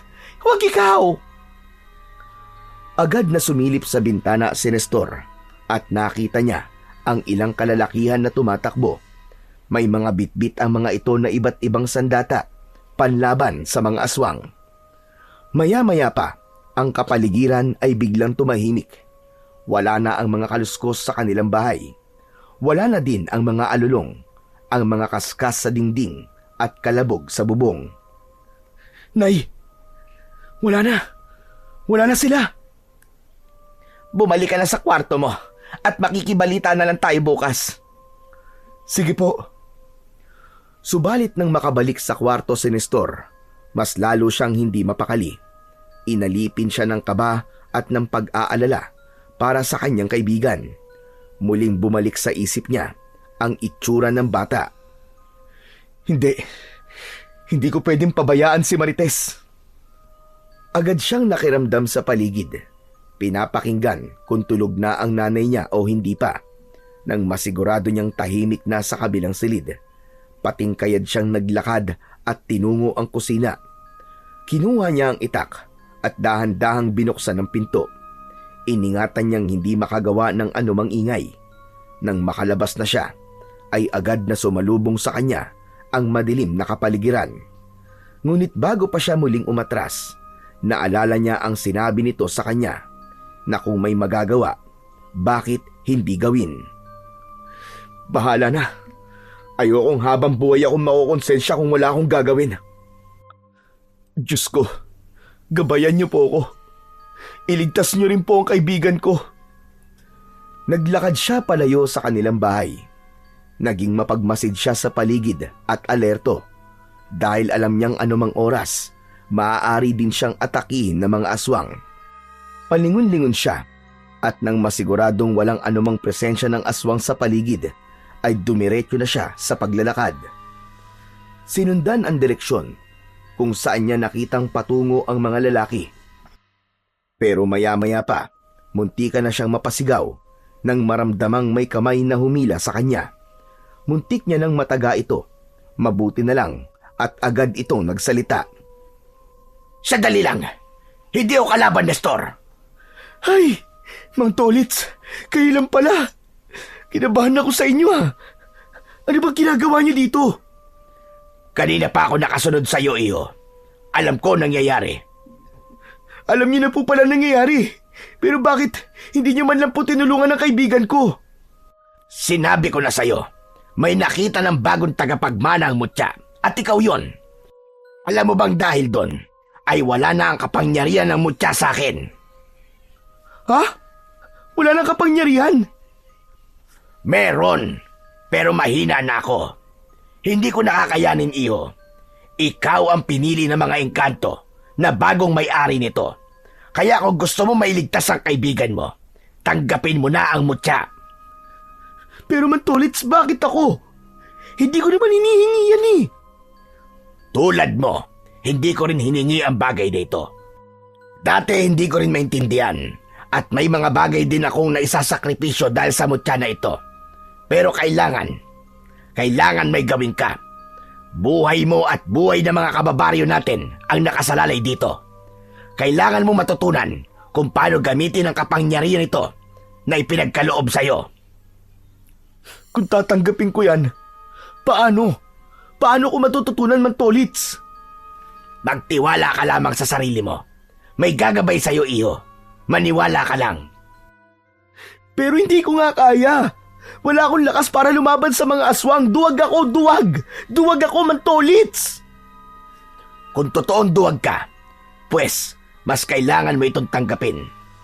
Nakatuon na mga mata ng aswang sa'yo ngayon at hindi sila titigil hanggat hindi mo tinatanggap ang mutya.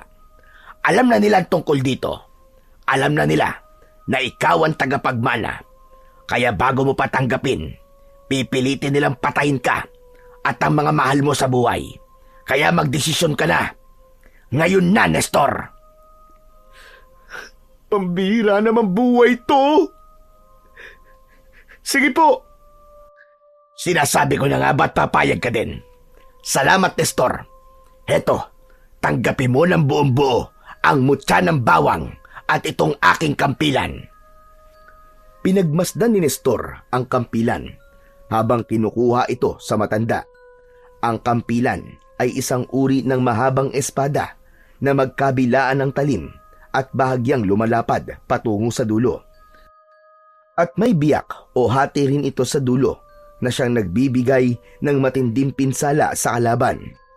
Sinabi ng matanda na kilala ang sandata bilang gamit sa pamumugot nung panahon pa ng mga gera. Sa inyo po ito? Makalumang gamit po ito ah. Paano po kayo nagkaroon ng ganito? Mahilig ako mangolekta ng mga ganyan, Nestor. Oo nga pala. Nakita ko po sa tokador nyo. Yan ang ibinigay ko sa'yo kasi yan ang pinaka-espesyal na gamit ko. Baka hindi mo na itatanong. Minana ko pa yan sa mga ninuno ko na nabuhay nung panahon pa ng mga Espanyol. Hindi po ako makapaniwalang hanggang ngayon ay nagagamit pa rin ng ganitong uri ng sandata. Aba, parang sa libro ko lang po nakita yan eh. Ang astig naman po, Mantolits. Mag-iingat ka, iho. Hindi madali ang landas sa tatahakin mo. Pero isa lang ang masasabi ko. Palagi kang makikinig sa sinasabi ng puso mo. Muling narinig ni Nestor ang isang malakas na alulong mula sa malayo. Napatingin siya sa direksyong yon, ngunit nang muli niyang tignan ang matandang kausap, ay wala na ito sa kanyang harap. Naglahong ito na parang bula. Napakamot na lang ng ulo ang binata. Hindi siya makapaniwalang iiwan lang siya bigla ng lalaki. Nang isuot niya ang kwintas na may mutya ng bawang, agad niyang naramdaman ang biglang pagpasok ng isang malakas na enerhiya sa kanyang katawan. Para siyang nakuryente. Bagya siyang nanginig. Napasinghap siya at nang matapos ang ganong pakiramdam, dumaloy sa kanyang balat ang banayad na init sa kanyang dibdib. Nakaramdam siya ng kakaiba. Aba, ayos to ah! Parang lumakas nga ako! Inunat niya ang kanyang mga braso sa ere at ipinilig ang kanyang ulo. Maya-maya, may narinig siyang ingay mula sa mahihinang kaluskos hanggang sa mga huni ng kuliglig. Tumalas ang kanyang pakiramdam, maging ang kanyang pangamoy at paningin. Hindi niya maipaliwanag ang kanyang nararamdaman. May narinig siyang tinig mula sa kung saan. Hinanap niya ito at nakita niyang nakakubli sa likod ng isang puno. Nakatayo lang ito ng tuwid. Nang pagmasdan niyang mabuti, napagtanto niyang hindi ito tao. Napalunok si Nestor. Nagtayuan ang balahibo niya habang pinagmamasdan ang nilalang sa likod ng puno. Ito ay matangkad, payat at maitim ang balat. May sinasabi ito sa kanya. Hindi gumagalaw ang bibig nito, ngunit malinaw niyang naririnig ang tinig sa kanyang isipan. Isang malamig at mababang boses na tila dumidiretso sa kanyang utak. Binabati siya ng nilalang na yon at sinasabing siya ang gabay at tutulong sa kanya sa paggamit ng mutya.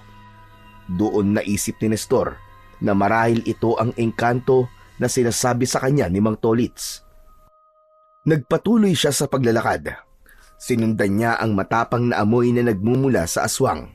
Ang matapang na amoy na parang nabubulok na laman. Sa lupa ay nakita niya ang malalaking bakas na naiwan. Mga yapak ng dambuhalang mga aso. Sinundan niya ang mga yon hanggang sa marating niya ang hangganan ng kanilang barangay. Isang madilim at masukal na bahagi na bihirang puntahan ng mga tao. Napaliligiran ito ng mga matataas na damo at matatandang puno. Wala na ring mga bahay sa lugar na yon. Tumigil siya sandali at nakiramdam sa paligid. Mas tumapang ang mabahong amoy at malinaw na rin niyang naririnig ang mga boses. May mga umiiyak at sumisigaw. May mga humihingi rin ng tulong. Ano ba? Bitiwan niyo nga ako! Saan niyo ba ako dadalhin? Nanlaki ang mga mata niya nang marinig ang malakas na boses ni Marites. Ngunit nabahala siya nang marinig ang isang malalakas na tawanan ng mga lalaki. Naglakad pa siya at pumasok sa damuhan. Iningatan niya makagawa ng ingay. Nagtago siya sa likod ng mga damo at pinagmasdan ang lugar. Sa gitna ay walang masyadong puno o mga halaman. Malinis ang espasyo. Sa pinakagitna ng clearing, matatagpuan ang isang malaking krus pero nakabaliktad. Sa paligid nito, may mga sulo na nagbibigay ng mapulang liwanag na mas lalong nakakapagbigay ng nakakakilabot na atmosfera. Nakapaligid sa krus ang mga nilalang na may suot na mahahabang itim na balabal. Hindi makita ang kanilang mga muka dahil sa malalaki nilang mga hood sa ulo. Tahimik silang nakaluhod habang nakaharap sa isang malaking ribulto na katabi ng krus. Isang nilalang na may muka ng isang mabangis na aso at ang katawan ay isang matipunong lalaki. May mahahabang pangil at pulang mata. Sa harap ng ribulto ay may isang kawa na puno ng dugo. Sa tabi nito ay may nakalagay ding mahabang lamesa kung saan nakahiga ang isang babae. Napagtanto ni Nestor na tila gagawing alay ang babaeng yon. Tulong! Tulungan niyo ako! Hindi! Si Marites yun na! Siyang gagawing alay ng mga walang yang to! Muli niyang pinagmasdan ang lugar para mapag-aralan kung paano niya ililigtas ang babaeng lihim na minamahal. May nakita siyang nagliliyab na uling sa loob ng mga naglalakihan ding palayok. Mula rito ay lumalabas ang makapal na usok na may kakaibang amoy. Mabaho at matapang, parang pinaghalong nasusunog na buhok at bulok na naman. Muling narinig ng binata ang nakakakilabot na halakhak ng mga lalaking aswang na nasa gilid ng ginagawang seremonya. Ito yung mga lalaki na nakita niya sa plaza. Napahawak siya ng maigpit sa kanyang mutya at sa kanyang espada. Alam niyang nasa delikadong sitwasyon siya, pero alam niyang hindi na siya pwedeng umatras. Napagtanto niyang hindi lang basta pumapatay ang mga aswang. May sistema sila. May pinaniniwalaan sila. May mga ritual. Kaya alam niyang hindi titigil ang kasamaan ng mga ito kung walang lalaban. Kailangan kong gawin ito bago pa nila maubos ang lahat ng tao sa baryo. Dahan-dahan siyang naglakad palapit. Muli niyang narinig ang tinig ng engkanto at sinabi nitong hayaan niyang ang kapangyarihan ng mutya ang maging gabay niya sa laban. Nagpakita siya. Tumayo siya sa gilid at matapang na hinarap ang mga sumalubong na aswang. Ngayon lang ako nakakita ng isang taong walang takot na lumapit sa tiyak na kamatayan. Pakawalan niyo ang mga tao! Kundi, kayo ang papatayin ko! Humakbang siya paabante. Hindi niya inalis ang paningin sa mga nilalang. Umungol lang isa sa mga asong itim. Tila nagbabadya ng pagsalakay. Anong ginagawa mo rito? Gusto kong pakawalan niyo ang mga tao. Kung hindi, kayo malalagot sa akin. Hoy! Galingan mo, Nestor! Tapusin mo ang mga hayop na yan! Manahimik ka nga! Maingay kang babae ka! Kung ayaw mong tapusin kita kagad, nakakarindi ka! Ang sakit sa tenga ng boses mo! Ipakain kaya kita sa mga kasama ko! Ang dami-dami mo sinasabi! Bakit kasi ako kinuha nyo? Mga gonggong! Wala kayong taste! Hindi naman ako masarap, ano? Manahimik ka! Mga kasama! Patayin nyo na ang babaeng ito! Wag! Ang mga aswang ay napahinto. Lahat ng mga mata ay nakatingin sa binata. Nakatitig, partikular sa mutya na nasa kanyang liig. Ang mutya na hawak ni Nestor ay biglang nagningning ng puting liwanag. Bakit nasa kanya ang mutya? Mga tanga!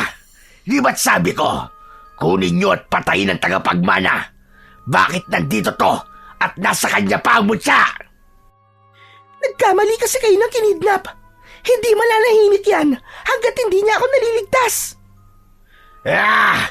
Ang ingay ng babaeng ito!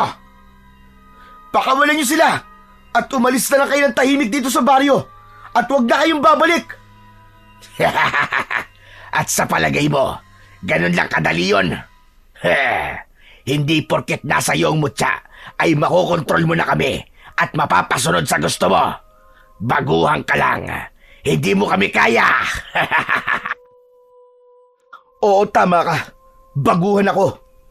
Pero ako na ngayon si Commander Bawang, ang kinatatakutan niyong kalaban. Ngayon pa lang, sinasabi ko na sa inyong mga damuho kayo na walang pupunta na masama niyong plano. Lalabanan ko kayo sa abot ng aking makakaya. Sa isang mabilis na kilos, biglang umatake si Nestor at pinuntirya ang pinakamalapit na aswang sa kanya. Ginamit niya ang kanyang kampilan. Kasabay ng pagkislap ng mutya ay ang pagkislap din ng talim ng kampilan. Agad na namatay ang aswang nang mapugutan ito ng ulo. Dahil doon, agad na gumanti ang ibang kasama nito. Napakabilis ng kanilang paggalaw. Napaatras ang binata, sapat lang upang maiwasan ang matatalim na mga kuko na muntik nang sumugat sa kanya. Mabilis niyang iwinasiwas ang kampilan. At bago pa makaporma ulit ang halimaw, natamaan na ito sa balikat. Agad itong napasigaw sa labis na sakit. Ang parte ng tinamaan ay bahagyang umusok, parang unti-unting nasusunog. Ang galing mo! Sige na! Tapusin mo na silang lahat! Nagkatinginan ang mga natitira pang aswang. Ang kanilang mga mata ay lalong nag-alab sa galit. Muli silang sumalakay. Iniwasan niya ang unang umatake. Gumulong siya sa lupa para makalayo. Ngunit bago pa siya makatayo ng tuluyan, naramdaman niyang may tumama sa kanyang likod. Nasugatan ng matalim na kuko ng aswang ang kanyang likod. Napangiwi siya sa sakit, ngunit hindi siya sumuko. Bago pa may makalapit ulit na aswang sa kanya, hinawakan niyang muli ang mutya ng bawang. Ang liwanag nito ay kumalat sa buong lugar. Ang mga nakahud biglang nawalan ng mga malay. Doon niya napagtanto na nasa ilalim ito ng kapangyarihan ng aswang. Tila mga nahihipnotismo at wala sa mga sarili. Nakita niyang maging si Marites ay nawalan na rin ng malay. Kasabay ng liwanag ay kumalat din ang mainit na enerhiya sa paligid. Napaatras ang mga aswang. Hindi! Hindi natin siya kaya!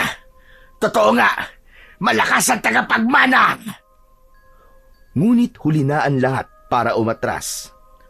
Tuluyan ng nilamon ng kapangyarihan ang katawan ni Nestor. Nagliliwanag maging ang mga mata nito. Sa paningin ng mga aswang, naging isang magiting at makisig na mandirigma ito na hindi nila kayang labanan. Mabilis na sumugod si Nestor. Hawak ang kanyang kampilan. Isang mabilis na hiwa ang dumapo sa bawat lalamunan ng bawat aswang. Napasigaw ang ilan habang unti-unting bumagsak sa lupa at nawalan ng buhay. Dalawa na lang ang natitira. Agad silang umatras at tumakbo palayo. Ginamit nila ang kapangyarihan nilang magbalat kayo upang makatakas. Ngunit hindi na nag-aksaya pa ng oras si Nestor. Muling kumilos ang kanyang katawan At sa loob lamang ng ilang segundo, isang nilalang na naman ang kanyang pinapos. Naiwan ang huling aswang, nakatingin sa kanya, nanginginig sa galit at takot. Magbabayad kang hayop ka! Hindi pa ito ang huli! Malakas nitong sabi habang tumatakbo papalayo. Hindi na hinabol ni Nestor ang nilalang. Alam niyang babalik pa ito. Ngunit sa ngayon, tapos na ang laban. Huminga siya ng malalim. Pinunasan ng dugo sa kanyang espada bago ito ibalik sa kanyang bewang. Nestor! Napalingon ang binata nang marinig ang tinig ni Marites. Nang lingunin niya ito, nakita niyang gising na ang dalaga. Gayon din ang iba pa. Tuwang-tuwa sila nang makitang wala na ang mga aswang. Masaya sila na ligtas na sila sa kapahamakan. Agad na lumapit si Nestor kay Marites at kinalagan nito ang mga tali sa kamay at paa ng dalaga. Ano nangyari? Natalo mo sila? Siyempre naman! Tapos na, Marites. Wala na sila. Napatay ko yung 6 na aswang. Hala! May isa pang natira! Oo, pero takot lang nun na bumalik. Teka, ayos ka lang ba? Alam mo bang natakot ako ng sobra nung marinig ko ang boses mo na humihingi ng tulong? Napatitig ang dalaga kay Nestor. Hindi na siya nagsalita. Pilit niyang pinipigilan ang namumuong luha sa kanyang mga mata. Nakita niya ang pagod sa binata at matinding pag-aalala. Napadako ang tingin niya sa mga sugat at pasa sa katawan ni Nestor at ang bahid ng dugo sa damit nito. Ba't naman ganyan ka makatingin? Nestor, maraming salamat ha. Kung hindi mo ako sinundan, baka pinagpipiestahan na ako ng mga bugok na yon. Marites, alam mo naman na hindi kita hayaang mapahamak eh. Importante ka kasi sa akin. Muling napatitig si Marites sa kanya. Naramdaman niya ang sinseridad sa sinabing yun ng binata. Alam niyang hindi ito nagbibiro ng oras na yon. Dahan-dahang niyakap siya ni Nestor. Nagtagal ang yakap nila ng ilang sandali bago bumitiw si Nestor. O teka, tama na yan ha. Baka mamaya masanay ako. Bakit? Ayaw mo ba? Sabi ko na eh. Gusto mo ako eh. Oh, wag mo nang i-deny. Sinabi mo na. Aminin mo na sa akin ng malinaw. Tama ba ako? May care ka sa akin kasi gusto mo ko? Hindi naman kita gusto, no? Pero mahal kita. Matagal na. Napanganga si Marites. Hindi niya inaasahan ang diretsahang sagot ni Nestor. Akala niya ay nagpapatawa lamang ito tulad ng dati. Pero iba ang pagkakasabi nito ngayon. Seryoso, tapat at may lalim. Pakiramdam niya ay bumagal ang oras. Hindi niya alam kung paano sasagot o kung paano ipapakita ang nararamdaman niya. Teka lang, kagagaling lang natin sa laban tapos love confession kagad? Pero seryoso ka? Oo naman, Marites. Alam kong hindi ito ang perpektong pagkakataon pero baka hindi na ako magkaroon pa ng isa pang pagkakataon para sabihin sa'yo eh. Nagpantay ang kanilang mga mata. Ramdam ni Marites ang katapatan sa mga salita ni Nestor at hindi niya maitatangging may kung anong init at kuryente siyang naramdaman. Bakit ngayon mo lang sinabi?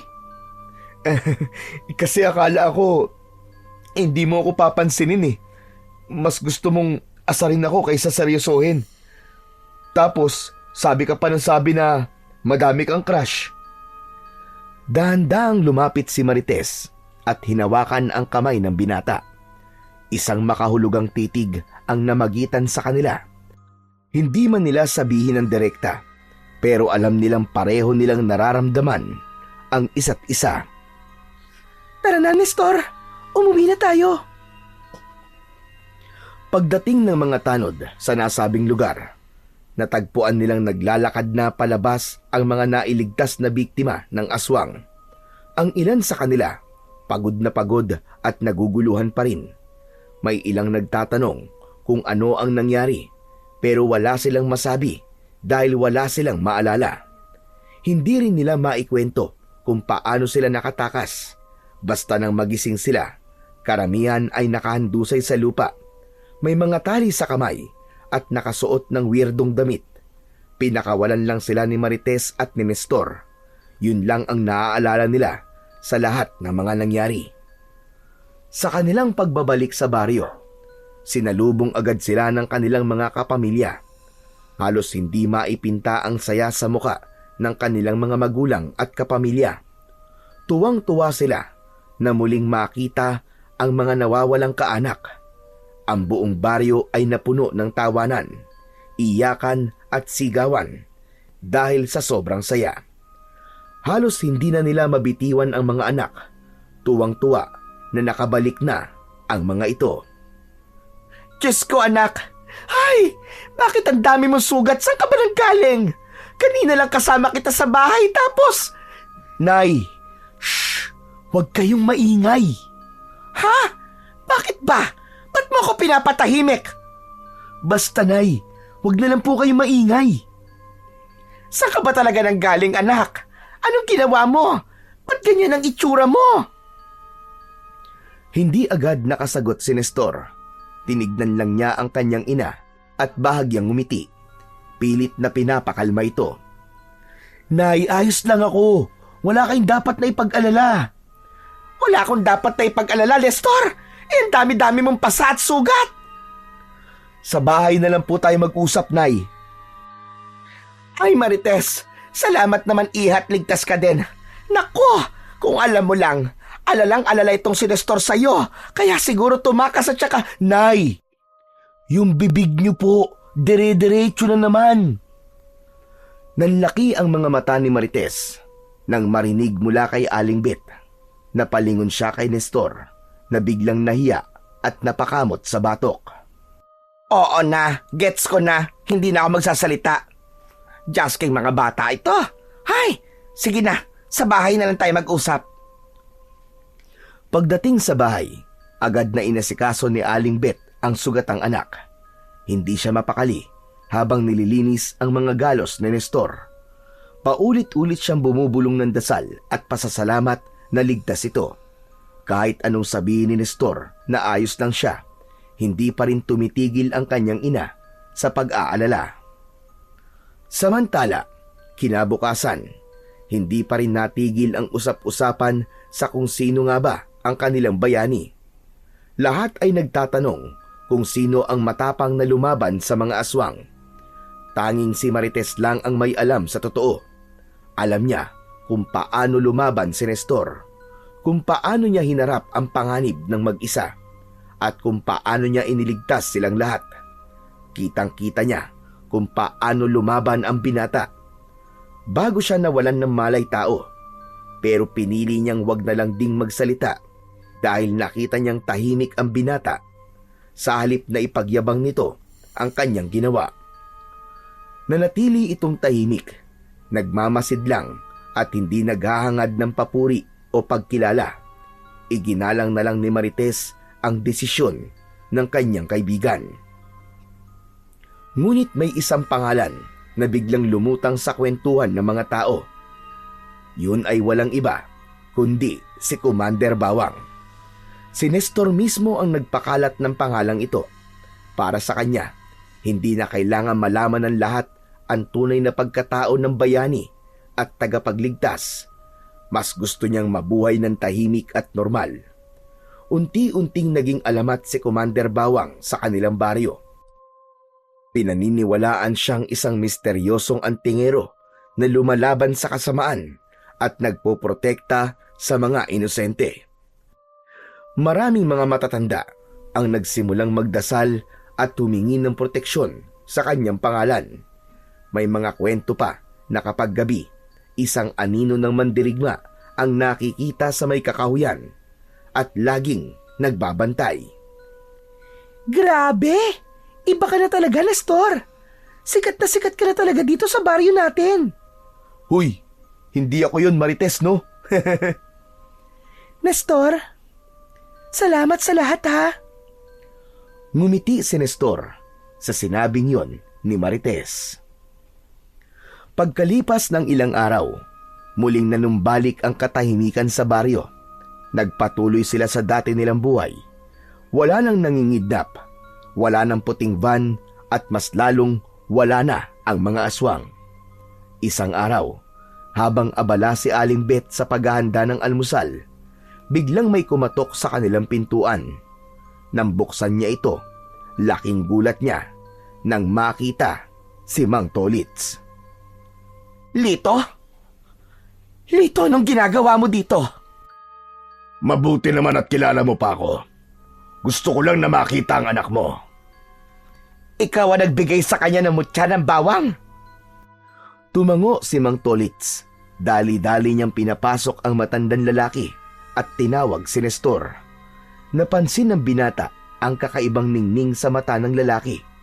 Parang may gusto itong sabihin sa kanya. Nang makaupo na sila, agad na nagsalita si Mang Tolits.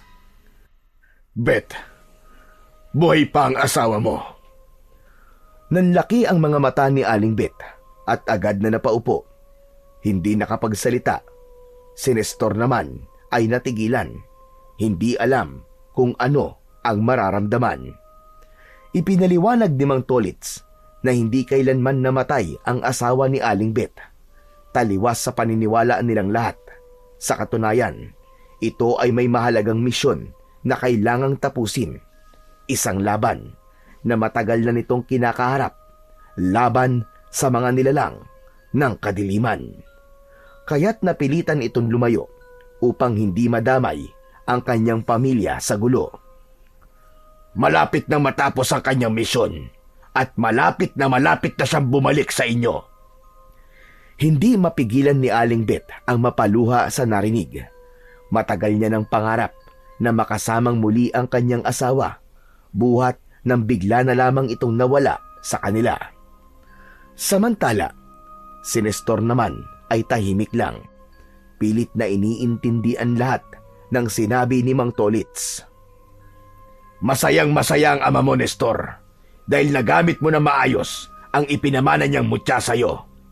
Ano? Teka, akala ko ba galing sa engkanto ang kapangyarihang yun? Totoo lahat ng mga kwento ko. Ang kaibahan lang, hindi ako ang taong yun, kundi ang tatay mo. Siya ang tunay na may-ari ng mutya. Meron din ako, pero hindi bawang. At higit sa lahat, may gabay din akong engkanto. Kayo talaga, Mang Tolits, oh. Pero Mang Tolits, salamat pa rin po. Dahil naging tulay po kayo ng aking ama sa amin. Walang anuman yon. Siya nga pala, pinapasabi niya na proud daw siya sa'yo. Hindi niya akalain na magiging napakahusay mo mandirigma. Ikaw na ngayon ang tagapagmana ng kanyang lakas at kakayahan. Hindi makasagot si Nestor sa dami ng emosyon na kanyang nararamdaman. Tuwa, pananabik, at pangungulila. Hindi niya alam kung ano ang uunahin niyang emosyon na mararamdaman. Pero isa lang ang tiyak niya. Sa muling pagbabalik ng kanyang ama, masasabi niyang siya na ang magiging pinakamasayang anak sa buong mundo. Dahil sa wakas, kumpleto na ulit ang kanilang pamilya.